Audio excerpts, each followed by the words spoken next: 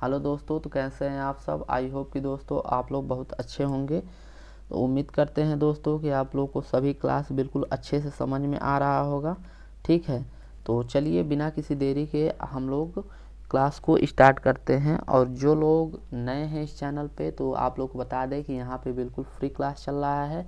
और आप लोग क्लास देख ही रहे हैं तो आप लोग डिस्क्रिप्शन बॉक्स में जाइए, वहाँ पर प्लेलिस्ट का लिंक पड़ा हुआ है। बिल्कुल चैप्टर वाइज आपको पूरी की पूरी क्लास आपको मिल जाएगी। और वो भी क्लास बड़ा बड़ा नहीं है, 10 या 8 मिनट का है, लेकिन छोटा छोटा क्लास में हम लोग पूरा का पूरा चैप्टर पढ़ चुके हैं, काफ़ी अच्छे से पढ़ चुके हैं। ठीक है, तो वहाँ से आप लोग पूरा क्लास आप लोग पढ़ सकते हैं। तो चलिए हम लोग पूरा आज जितना हम लोग पढ़ रहे थे दीर्घ संधि अच्छे से समाप्त हो गया है। और आज हम लोग पूरा क्लास में जो 4 या 3 क्लास हुए हैं उसका हम लोग क्या करते हैं, पूरा आज के क्लास में पूरा समराइज कर देते हैं। मतलब उसको जितने क्लास हुए हैं उसका पूरा जो कॉन्सेप्ट है एक जगह लिख लेते हैं, ताकि आपको रिवीजन करने में काफ़ी आसानी रहे और काफ़ी आप लोग समझ से आप लोग अच्छे से रिवीजन कर सकें। ठीक है, तो चलिए हम लोग पढ़ रहे थे आ का। सबसे पहले हम लोग पढ़े थे आ वाला। ठीक है, तो आ वाला ध्यान दीजिए कि पहले शब्द का अंतिम वर्ण और दूसरे शब्द का प्रथम वर्ण यदि अ और अ आए तो ये मिलके हो जाता है आ बन जाएगा। ठीक, या फिर पहले शब्द का अंतिम वर्ण आ आए और दूसरे शब्द का अंतिम वर्ण अ आए तो ये भी मिलके बन जाएगा आ ही बन जाएगा। ठीक, या फिर ऐसे भी कह सकते हैं पहले शब्द का अंतिम वर्ण आ आए, ठीक, और दूसरे शब्द का अंतिम वर्ण भी आ आए तो ये भी मिलके आपका आ ही बन जाएगा। ठीक, या फिर आप इसे ऐसे भी कह सकते हैं पहले शब्द का अंतिम वर्ण अ आए और दूसरे शब्द का प्रथम वर्ण आ आए तो ये भी आपका मिलके आ ही बन जाएगा।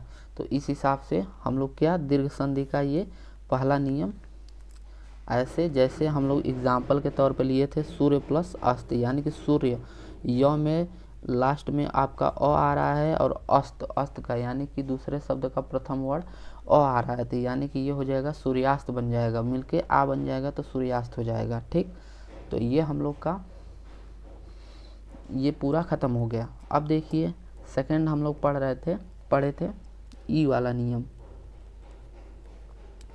तो ई वाला नियम आप लोग देखेंगे, यहाँ पे लिख देते हैं बड़ी ई वाला। तो देखिए पहले शब्द का ध्यान दीजिए, बस बातों को सुनते रहिए। पहले शब्द का अंतिम वर्ण चाहे छोटी ई आए और दूसरे शब्द का भी अंतिम वर्ण छोटी ई ही आए तो आपका मिलके बन जाएगा बड़ी ई बन जाएगा। ठीक, या फिर आप ऐसे भी कह सकते हैं कि पहले शब्द का अंतिम वर्ण जो होगा आपका छोटी ई और दूसरे शब्द का प्रथम वर्ण बड़ी ई हो आए तो ये भी आपका मिलके बड़ी ई ही बन जाएगा। मतलब कहने का मतलब कि दोनों में से ई और ई जब दो कोई भी मिलेगा तो आपका मिलके हमेशा बड़ी ई ही बनेगा। तो हम लिख देते हैं लगभग 4 प्रकार का हम लोग बना सकते हैं। ये बड़ी ई प्लस यहाँ पे छोटी ई कर लीजिए तो ये भी आपका मिलके बड़ी ई बनेगा। यहाँ पे बड़ी ई और बड़ी ई बन कह लीजिए, ये भी आपका हो जाएगा बड़ी ई। जैसे इसमें हम लोग एग्जाम्पल में आप लोग को पढ़े थे, ये आपका ब्रैकेट में हो गया, ये आपका दूसरा कॉन्सेप्ट है। इसी पे हम लोग प्रैक्टिस किए थे। जैसे हम लोग एग्जाम्पल में आपको इसका पढ़े थे कि रवि प्लस इंद्र पढ़े थे, रविंद्र पढ़ लिए थे। अभि प्लस इष्ट पढ़े थे, अभिष्ट पढ़े थे। लक्ष्मी प्लस इच्छा पढ़े थे, लक्ष्मीच्छा पढ़े थे। ठीक, नारी प्लस ईश्वर, नारीश्वर।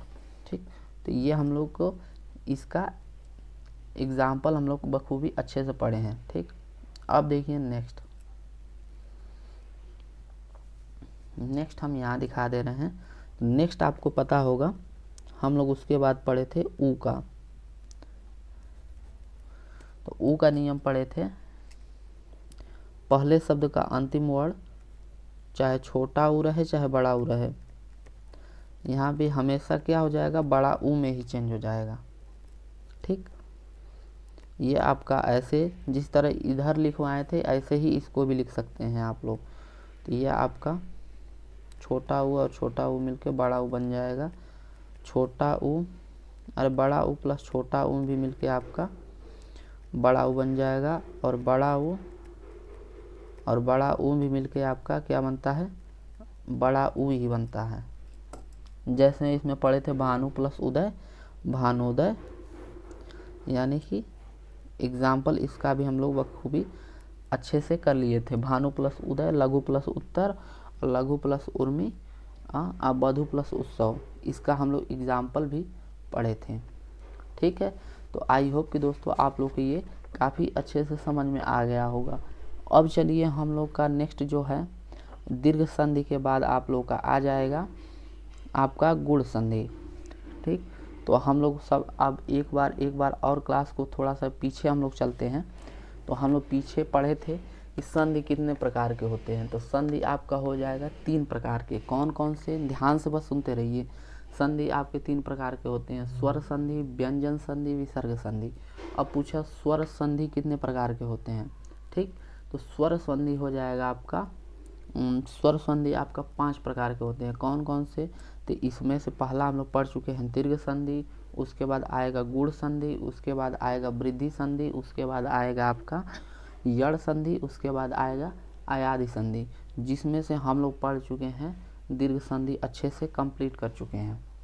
ठीक, और आज का हमारा टॉपिक है गुण संधि। तो थोड़ा सा हम इस पर चर्चा कर देते हैं, फिर अगले क्लास में हम लोग इसको क्या करेंगे, इसका पहचान हम लोग थोड़ा सा जान जाते हैं। यहाँ पे लिखते हैं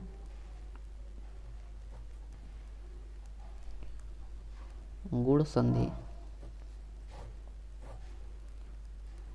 देखिए गुण संधि में इसमें ध्यान देने वाली बात यह है कि इसमें देखिए इसमें 2 शब्द अलग अलग रहते हैं। ठीक, जैसे 2 शब्द कहने का मतलब, जैसे पहले में तो आप लोग देखेंगे कि अ आ जैसे ऐसे सिमिलर जो होते हैं, जो सीरियल वाइज ऐसे आते थे, लेकिन इसमें आपको सबसे पहले गुण का मतलब ऐसा समझिए कि गुण का मतलब ये होता है कि कोई 2 चीज़ मिल जाना। ठीक, तो गुड़ का मतलब ऐसे हम लोग दिमाग में लिंक लगाते हैं, गुड़ का मतलब होता है मीठा। मीठा मतलब जैसे कोई 2 चीज़ ऐसे मान लीजिए मिल गया तो वो आपका बन गया अलग ही रूप बन गया, मतलब कि और ही अच्छा दृश्य बन गया। ठीक है, तो ऐसे हम लोग समझ सकते हैं। तो इसमें हम लोग क्या करेंगे, गुण संधि की सबसे बड़ा पहचान होता है, यहाँ पे लिख लेंगे, या तो ये कोई शब्द मिलेगा, कोई वर्ड मिलेगा तो आपका ये हो जाएगा ए आएगा, या फिर आपका ओ आएगा। ठीक, और दीर्घ संधि में या तो आ आएगा, या तो बड़ा ऊ आएगा, या तो ई आएगा, ऐसे हम लोग थे। यहाँ पे इसका पहचान या तो ए आएगा या फिर ओ आएगा। चलिए, तो सबसे पहले हम लोग देखते हैं पहला।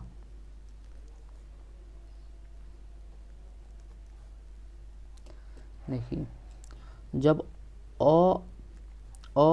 पहले शब्द का अंतिम वर्ण अ और दूसरे शब्द का प्रथम वर्ण ई हो, तो ये हम लोग का क्या हो जाएगा, अ और ई मिलके आपका बन जाएगा ए बन जाएगा। ठीक, अ और ई मिलके आपका बन जाएगा ए, यानी कि हम लोग पढ़ रहे हैं इसका ए का नियम। यहाँ पे आप लोग लिख लेंगे ए बनाने का नियम पढ़ रहे हैं। ठीक, उसी तरह एक और लिख लीजिए, चाहे अ हो चाहे बड़ी ई हो। ठीक, थोड़ा थोड़ा इससे लिंक आपको समझ में आ रहा होगा कि इसमें अ और ई यानी कि 2 मिला के आपको गुण कर दे रहा है, यानी कि अ और ई यहाँ भी आपका हो जाएगा ए ही बनेगा। ठीक, चाहे आ हो या फिर ई हो, तभी आप लोग बनाएंगे तो ये आपका बनेगा ए ही बनेगा। ठीक, अब देखिए नेक्स्ट देखिए, चाहे आपका आ हो चाहे आपका बड़ी ई हो, तब भी आपका बनेगा ए ही बनेगा।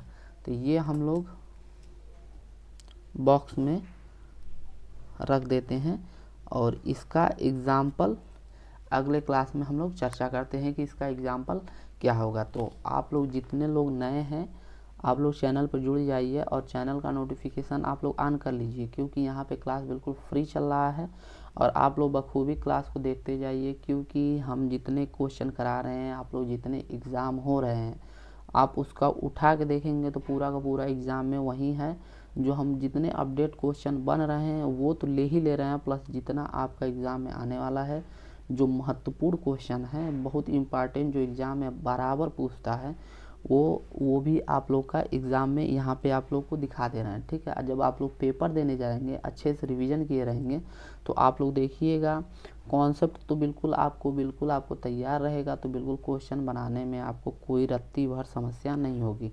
आप लोग बिल्कुल ये सब तैयार रखिएगा कि ये और ये मिलके आ बन जाएगा, ये और ये मिलके क्या बन जाएगा, बड़ी बन जाएगा। ये बिल्कुल याद रखने की बात है, क्योंकि एग्ज़ाम में मान लीजिए कि कोई ऐसा वर्ड दे दिया, मान लीजिए हम उसी से सिमिलर कराए हैं, जैसे ऊ का पढ़ाए थे, भानु प्लस उदय पढ़ाए हैं, ठीक है, तो मान लीजिए इसी से सिमिलर कुछ और दे दिया, लेकिन लास्ट में आपको इन चारों में से कोई मैच कर गया तो आप लोग तुरंत क्वेश्चन बना लेंगे। ठीक है, वो तो प्रैक्टिस की बात है।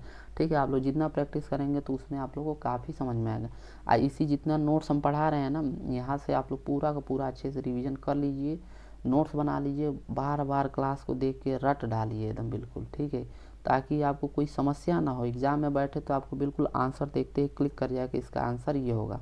ठीक, तो आई होप कि दोस्तों हमारे कहने का मतलब पूरा आप लोग अच्छे से समझ गए हैं कि हम कहना क्या चाह रहे हैं। कहने का मतलब यही है कि आप लोग पूरा क्लास को पूरा जितना हो एक क्या कीजिए, जितना आप रिवीजन करेंगे उतना ही बेनिफिट होगा।